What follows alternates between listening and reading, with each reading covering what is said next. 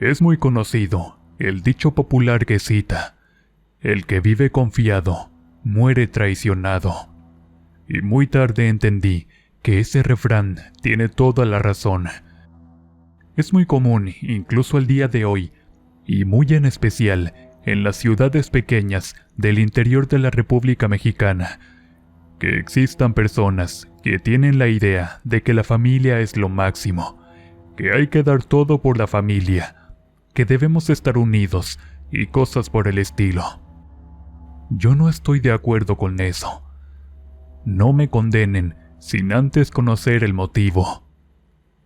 A quienes les ha tocado la buena suerte de tener una familia bonita y feliz, pues qué bueno. A quienes piensen eso, me alegro por ellos. Pero mi familia es un asco. Lo peor de todo es cuando te hacen algo y todos se te voltean, como si la causante de todos los escándalos y problemas fuera uno. Detesto a mi familia con toda mi alma, y muy difícilmente me pueden convencer de pensar lo contrario. Mi nombre es Roxana. No estoy fea ni vieja, pero siento que eché mi vida a la basura, no una, sino 2 veces. La primera fue muy desafortunada. Si me lo preguntaran, diría que hasta trágica, pues a pesar de llevar ya 5 años de casada con Ramiro, mi infeliz ex esposo, sencillamente no podía quedar encinta. Yo me casé con la idea antigua, porque así era yo. Deseaba tener un hogar, una casa bonita, pequeña pero mía, y muchos, muchos hijos. Pero por más que lo intentáramos, sencillamente no se podía, y eso era muy doloroso. Rocío, mi prima hermana más cercana, siempre andaba en mi casa, como si viviera en ella. No me molestaba, porque se acomedía a hacer el quehacer conmigo, mientras platicábamos de cualquier cosa. Desde chica siempre estuvo cerca de mí. También debido a eso, no me incomodaba verla seguido por la casa. Aparte de ayudarme, cocinaba, y eso me agradaba bastante. Sobre todo porque cocinaba muy bien. Tenía sazón, pues. Se quedaba mucho tiempo. Incluso cuando Ramiro volvía, todavía se quedaba un largo rato viendo televisión con nosotros. Jamás ni por error me imaginé nada malo referente a ella. Se comportaba como la prima modelo. Éramos familia, después de todo, y esa chamaca era acomedida y servicial. Era casi como la hermana que nunca tuve, y nunca le vi nada de malo cuando me pedía en ocasiones quedarse a dormir en la casa. Muchas de mis amigas de la escuela, que claro, ya estaban casadas al igual que yo, y tenían 1 o más bebés, me preguntaban el por qué aún no habían cargado familia. Sencillamente me quedaba callada, pues honestamente no sabía ni cómo responderles. Estaba perfectamente segura de que sería madre en cualquier momento, pero el estrés y las preocupaciones cotidianas comenzaban a cobrar su precio en mí. Me ponía de malas, a veces me soltaba a llorar sin razón. Las cosas con mi marido no iban mal, pero una de mis excompañeras fue tajante. No sé por qué razón, esa idea se me quedó muy clavada en lo más profundo del corazón y la mente. Pero dijo que probablemente la del problema no era yo, sino Ramiro. No dije nada, pero esa cuestión seguía rondando en mi cabeza sin cesar. Cuetzalan, en Puebla, México, no es una ciudad grande, es chiquita, y a veces las tradiciones son más fuertes que la razón. Yo no tenía malas intenciones. Mi única ilusión era la de quedar embarazada y ser mamá. Pero al parecer, el destino tenía otros planes. Unos maquiavélicos, oscuros y miserables planes en mi contra. La idea que mis amigas me habían metido, de buscar otros medios para quedar embarazada, no dejaba de hacerme pensar tonterías. Como por ejemplo, ¿qué diría Ramiro si él fuera el del problema? Era buen esposo, cariñoso, atento, trabajador y no era vicioso. Me había sacado la lotería con ese hombre. Sin embargo, todas las cosas que estaban en contra de mi maternidad se irían entrelazando entre sí, forjando una pesada cadena que sería mi error más doloroso y el lastre que me hundiría por mucho tiempo. Mi infierno comenzó una fiesta de Navidad en familia. Todas las primas llevaban a sus hijos. Cada vez que los miraba tan felices con sus madres, tan traviesos, tan tiernos, mi corazón se comenzaba a partir en 1000 pedazos, creyendo que yo no podía disfrutar de eso, que eso no era para mí, o que quizás lo tenía negado. La fiesta había sido demasiado dolorosa para mi gusto. Rocío me vio y se ofreció a acompañarme a casa. Mientras íbamos de camino, conversamos, y ella también tocó el tema de que probablemente la del problema no era yo, sino mi esposo. Yo trataba de justificar a Ramiro con su trabajo y 1000 cosas, pero las palabras, al calor del alcohol y el dolor, suenan todavía más convincentes. Yo estaba totalmente desesperada. En ninguna clínica de la ciudad contaban con inseminación in vitro, y la única solución que quedaba era la de concebir un bebé fuera del matrimonio. La idea por sí sola era una locura. No están para saberlo, pero hasta esos días vivía en el seno de una familia extremadamente católica conservadora. Eso no se podía ni siquiera nombrar, y menos tomarlo en serio como una alternativa. Pero sentía que el tiempo se me estaba escapando de las manos, que no tenía realmente muchas oportunidades de lograrlo, y más considerando que posiblemente mi marido no podía. Rocío se ofreció a ser mi cómplice. Debí sospechar algo desde el mismo instante en que lo propuso, o tal vez después, cuando se puso extremadamente insistente con el tema, insinuando que era lo mejor y la única forma de hacerlo. Además de que, según ella, nadie se iba a enterar. Rocío estaba muy entusiasmada con la idea, aunque a mí sinceramente me daba miedo y pena. La simple idea de engañar a mi esposo, sin importar que fuera por un bien mayor, no era correcto, no era justo. Pero mi prima me decía todas las ventajas que tendría, insistentemente, y afirmando que solamente sería una vez, y que el riesgo bien valdría la pena. Le dije que lo pensaría un par de días. Mientras tanto, me dediqué a buscar clínicas, pero ninguna tenía en el momento el tratamiento que yo requería para lograr mi propósito. Además de que me pedían el consentimiento de mi pareja o de mis padres, y ni uno ni otro quería que se enteraran de mi elección, pues me hacía sentir mal como mujer, como si no sirviera. Vengo de una familia donde si no puedes parir, definitivamente no sirves como mujer. Varias tías se fueron de la casa al convento por lo mismo. Son muy crueles con ese tipo de cosas. El caso es que me estaba quedando sin opciones y sin ideas, mientras Rocío seguía cada vez más insistente con el asunto de buscar a alguien que me hiciera el favor. Esas palabras sonaban terriblemente mal. No me gustaba para nada el tono que usaba para decirlas, y sus expresiones se me estaban haciendo raras, sospechosas, pero no tenía más alternativas. Mi tiempo se agotaba, y ya comenzaba a sentirme mal, incluso sin haber hecho nada. Y Rocío comenzó a quedarse más tiempo a dormir en la casa. Platicaba demasiado con Ramiro. Eso se me hizo bastante normal. Me imaginé que intentaba distraerlo de alguna manera para que no se diera cuenta, en caso de que tuviéramos que llegar a realizar el plan de mi prima. La razón me decía que no debería ceder, pero el corazón me pedía a gritos apagar mis sentimientos y acceder a mi deseo maternal.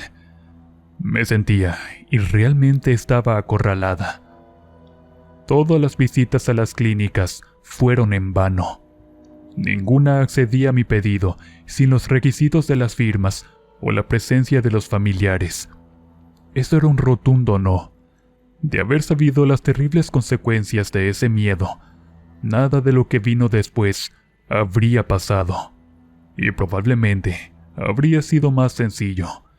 Pero por una razón que desconozco, fui yo quien complicó todo el asunto. Muy independientemente si eres hombre o mujer, hay cosas que consideras que no se pueden, o mejor dicho, no se deben hacer, especialmente si te fuerzan a hacer algo que realmente no quieres.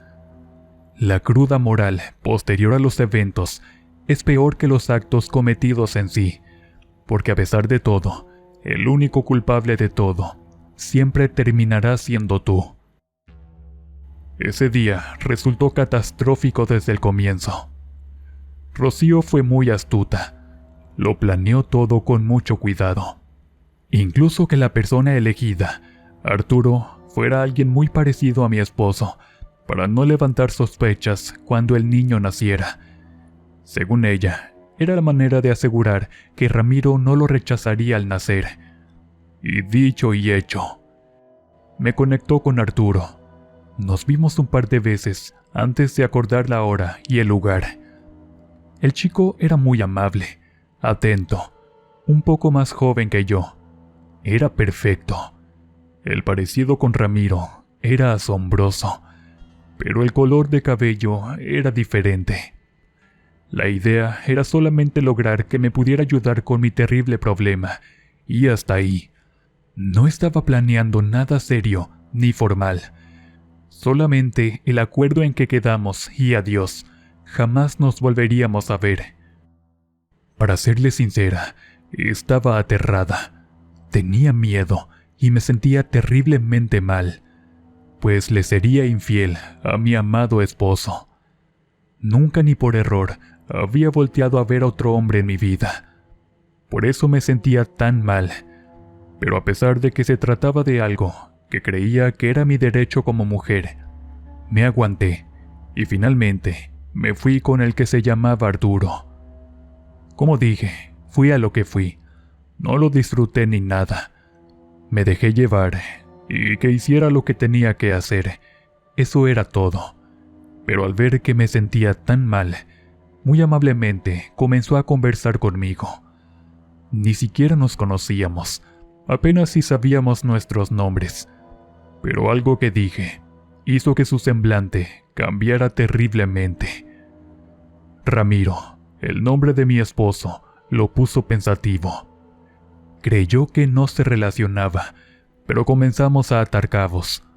Al parecer, el encuentro fortuito no era tan casual como yo creía.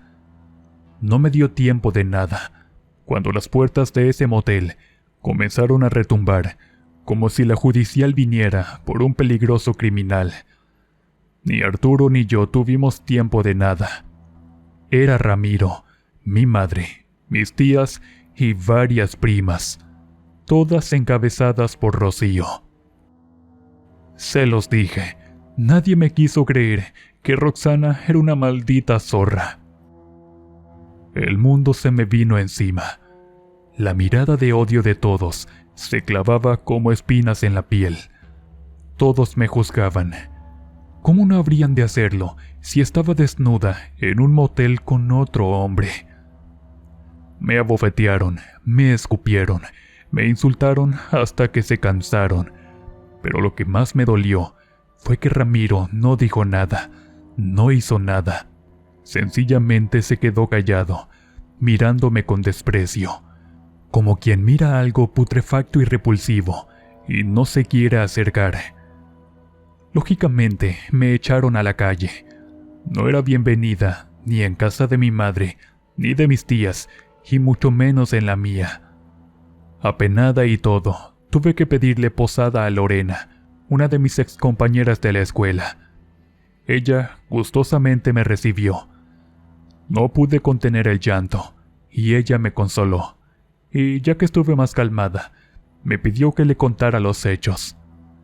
Aquí había gato encerrado, y claramente me habían tendido una trampa, con toda la intención de que quedara como la peor basura de la historia ante la mirada acusadora de mi familia, y como una cualquiera y mujerzuela ante mi marido. Lógicamente, que eso no se iba a quedar así nada más.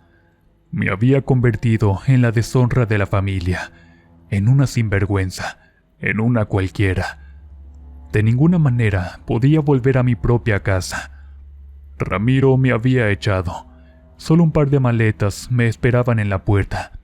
Ni un adiós, ni una razón. Sencillamente me echó a la calle como un perro. Lorena me tranquilizó lo mejor que pudo, y comenzamos a deducir que efectivamente la maldita de Rocío era la responsable de todo, pues ella misma fue quien propuso el lugar desde el comienzo. Ella fue quien me convenció de hacerlo y de ir precisamente a ese lugar. No podía creerlo, pero por envidia, por maldita envidia, me había tendido una trampa cruel. Y claro, ¿cómo no adivinarlo, si al frente de todos mis acusadores era ella la que iba hasta enfrente? Mi ahora exmarido nunca me volvió a dirigir la palabra. Envió con su abogado los papeles del divorcio. Me dejó algunas cosas, pero definitivamente no podía acercarme a la casa. Eso era lo que más me dolía. Casi todo en ella se iría directamente a la basura, seguramente, pero eso no me preocupaba en ese momento. Sentía rabia e impotencia. Curiosamente, las cosas que se ponen muy mal tienden a caer por su propio peso con el tiempo. Meses después, noté lo obvio. Seguía sin estar embarazada, pero en cambio, Rocío se paseaba muy quitada de la pena del brazo de mi exmarido, quien no se miraba tan acongojado ni triste ahora. Esto me dolió, pero también me dio el coraje para mandar todo al carajo. Pero a pesar de eso, deseaba vengarme con toda mi alma de esa desgraciada de Rocío. Todo lo que hizo, su papel de mosca muerta para entrar en mi casa, el hecho de ser servicial, acomedida y amable, eran todo una máscara. Eran parte de su plan para quedarse con mi casa y con mi esposo. Y eso me lo iba a cobrar de una manera o de otra. Lorena me dijo que podía quedarme en su casa el tiempo que yo quisiera. Era madre soltera, pero sus hijos casi nunca estaban en la casa por la escuela, y se la vivían jugando en casa de sus amigos. Le agradecí y acepté. Ella siempre ha sido una buena amiga, además de que presentía que había algo más en todo este asunto, algo turbio y malvado. ¿Por qué mi primita se había tomado demasiadas molestias como para tener un final tan simplón y miserable como solo quedarse con mis cosas y mi esposo? Por lo que propuso que visitáramos a una curandera de mucha confianza en Valsequillo. Estaba algo lejos, pero podríamos llegar sin problemas en su coche. La tal curandera era una señora de esas de pueblo, de las que se las sabía con eso de hacer brujerías, y cuando a alguien le habían bailado el mono, es decir, que le hubieran dañado con magia negra. Lorena llamó a la señora, quien amablemente nos citó para el fin de semana siguiente. Todo el resto de los días de la semana en espera, estaba ansiosa de saber lo que nos diría, y mi sorpresa fue mayor en mala manera. Al llegar el día, doña Cleofas, que es como se llamaba la señora, no sé si aún viva, espero que sí, nos recibió calurosamente, nos invitó a pasar, y de inmediato me tendió sobre un camastro que estaba realmente muy cómodo. Era rígido, pero a la vez cómodo. Me recostó de un lado, del otro, de frente y de espaldas, palpándome el vientre en todo momento. No sé, esa percepción que tienen las curanderas es algo sorprendente, pero a la vez atemorizante. Me sugirió visitar un médico antes de dar su veredicto final, que de hecho nos adelantó, no era para nada alentador. Lo hice. Lorena me acompañó al hospital de la mujer, donde me confirmaron que algo tenía en mis trompas que no permitía que concibiera. Lo extraño de todo es que estaba por lo demás normal. Periodo, ovulación, todo estaba en su lugar, pero por alguna razón no podía mantenerlos mucho tiempo. Para mis adentros seguía pensando en cómo mi propia prima pudo ser capaz de semejante maldad. Confiaba ciegamente en ella. Nunca pude advertir que pudiera representar algún riesgo. Nos llevábamos bien, convivíamos muy seguido desde que ella era una niña, pero todo era mentira. Ella tenía negras intenciones que, debido a mi depresión, a la desesperación de querer ser madre, por ese deseo que es normal en cualquier mujer y que sentía que me lo estaba negando injustificadamente, no tuve la habilidad ni la sospecha necesarias para descubrirla. Regresamos con doña Cleofas, quien después de escuchar el veredicto de los médicos, confirmó que la maldita escuincla me había hecho algo, probablemente mientras dormía, para que no pudiera gestar. Eso fue la gota que derramó el vaso. Si antes de saberlo no pensaba ni por error perdonarla, ahora mucho menos. La anciana me comenzó a dar unos brebajes, me sobó y me pidió regresar varias veces con la finalidad de poder solucionar ese asunto, que me adelantó que no sería para nada fácil. Al parecer, la chamaca había usado algo, una brujería en mis partes íntimas, para que quedara en ese estado. La muy desgraciada encontró la manera de estar siempre lo suficientemente cerca como para que nunca sospechara de ella. Estaba triste y furiosa a la vez. Nunca pensé provocar la envidia de nadie, pero por sobre todo, jamás pensé que una traición tan espantosa y horrible pudiera venir de la misma sangre de mi sangre. Que aquella persona que me apuñalaría por la espalda llevara mis mismos apellidos. Eso era algo que sencillamente no se podía perdonar, ni en esta vida, ni en ninguna otra. Cleofas fue sincera y dijo que odiar no serviría de nada. Esa gente por sí sola recibe lo que se merece tarde o temprano. Se llama karma, dijo. Es algo así como una ley. Todo lo que hagas se te regresará, sea bueno o sea malo. Con el paso de los meses, noté muy a mi pesar que Rocío estaba embarazada. Se veían muy contentos y me puse a llorar. Esa debería ser yo, pero como dijo la bruja Cleofas, tarde que temprano, las cosas que se hacen en esta vida se pagan. El tratamiento terminó casi al año de que fuimos a verla la primera vez. Estaba bastante nerviosa. Quería saber si podría lograrlo, y a la vez no, pero aún faltaba algo. La señora me dio un té y me dijo que debía esperar. Cuando pasó algo así como 3 horas, me comenzó a arder la intimidad como no se dan una idea, y sentí unas ganas incontrolables de orinar. Al ir me espanté, pues una cosa negra horrorosa quedó inerte en el fondo del inodoro. Ahí está el daño, chamaca. Ahora de aquí para el real no más. Según palabras de la señora, esa cosa, lo que haya sido, me lo había introducido Rocío, con la finalidad de que me provocara eso, de no poder tener bebés.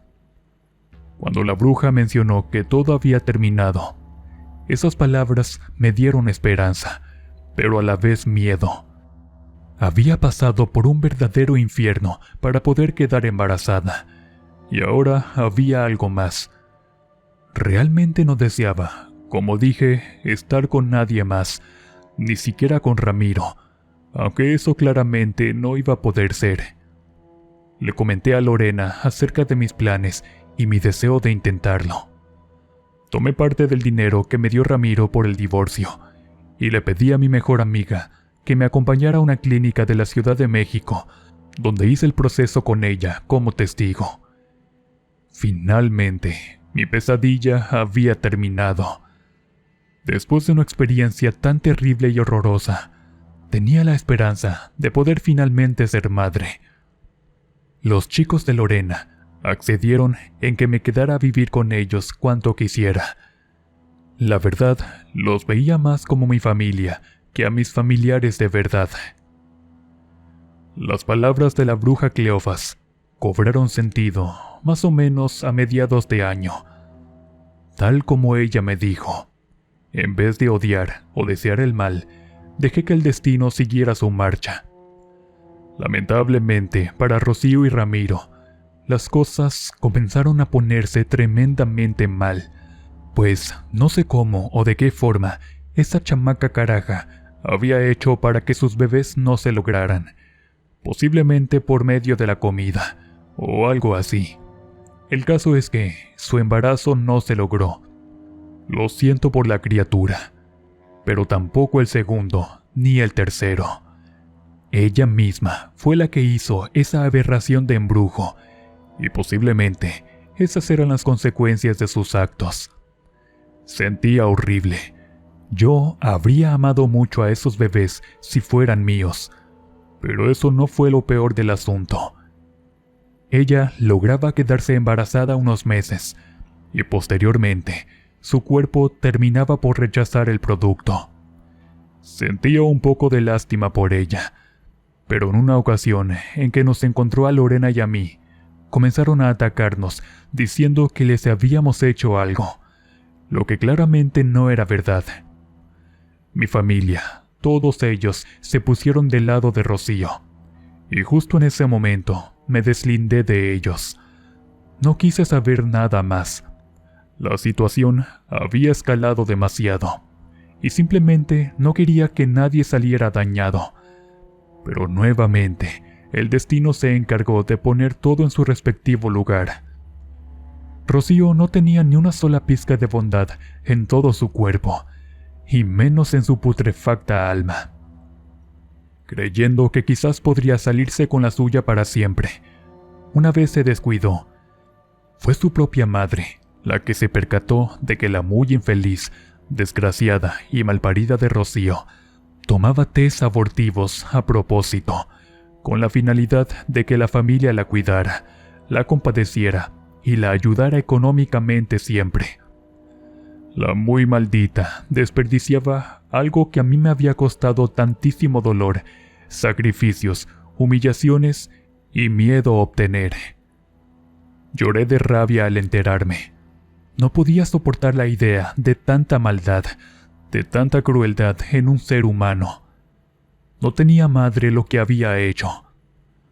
Cuando la familia se enteró, rasgaron sus vestiduras, se revolcaron y aullaron su vergüenza. Después de todo el circo que hicieron, se dieron cuenta de quién era en realidad la mala en todo este asunto. A pesar de sus perdones, de sus disculpas, de sus excusas y sus "nos equivocamos contigo", no volví a dirigirles la palabra. No tenía nada bueno que sacar de esa jaula de arpías después de todo. Incluso Ramiro quiso hacerse cargo de mi bebé cuando naciera. Le dije tajantemente que no. Yo tenía gran culpa. Había hecho mucho mal, pero ellos no tenían perdón de Dios al haberme echado como un animal roñoso a la calle. Por supuesto que no los perdoné, y sigo pensando que mi familia es un asco. Son los seres más hipócritas y nefastos que haya conocido. Mi bebé nació saludable, hermoso. Le puse por nombre Gabriel, pues fue Dios mismo quien me lo envió, en contra de todo pronóstico. Al descubrir a Rocío en su asqueroso y macabro juego, no pudieron acusarla de sus actos de crueldad tan inhumanos, pues estaba mentalmente mal. Lo único que pudieron hacer con ella fue encerrarla en un psiquiátrico, donde pasaría el resto de sus días. Todo eso me alegraba. Pero ¿saben algo? Pude haberles perdonado cualquier cosa, que dijeran de mí lo que quisieran, no me habría lastimado tanto como el hecho de que jugaran con mis deseos de tener un hijo, pues al comienzo me hicieron sentir como basura, como si realmente no valiera nada, y eso me siguió hiriendo por mucho tiempo, para que posteriormente me pidieran disculpas supuestamente, como si nada hubiera pasado. Realmente sí me siento culpable por engañar a Ramiro, pero no me merecía ese trato. Ramiro se quedó solo, como el perro de las dos tortas, sin una y sin la otra. Rocío, enloquecida, se fue pudriendo sola en el manicomio, hasta que su mente se apagó. Sencillamente se fue, se desconectó del mundo y acabó sola. Nadie se dio cuenta de su muerte, hasta días después que el hedor se hizo insoportable. Yo me quedé sin casa, sin esposo, sin familia. Logré ser madre, sí, pero en cambio lo perdí todo. Aunque no me arrepiento de nada, finalmente logré ser feliz, a mi modo y a un altísimo costo. Eso es lo que aliviana mi carga moral, al menos un poco. Lorena es muy buena conmigo y somos como hermanas. Logré reivindicarme y que las cosas se compusieran un poco. Pero ahora sé de lo que es capaz la maldita envidia. Pero lo peor de todo es cuando viene de tu propia familia.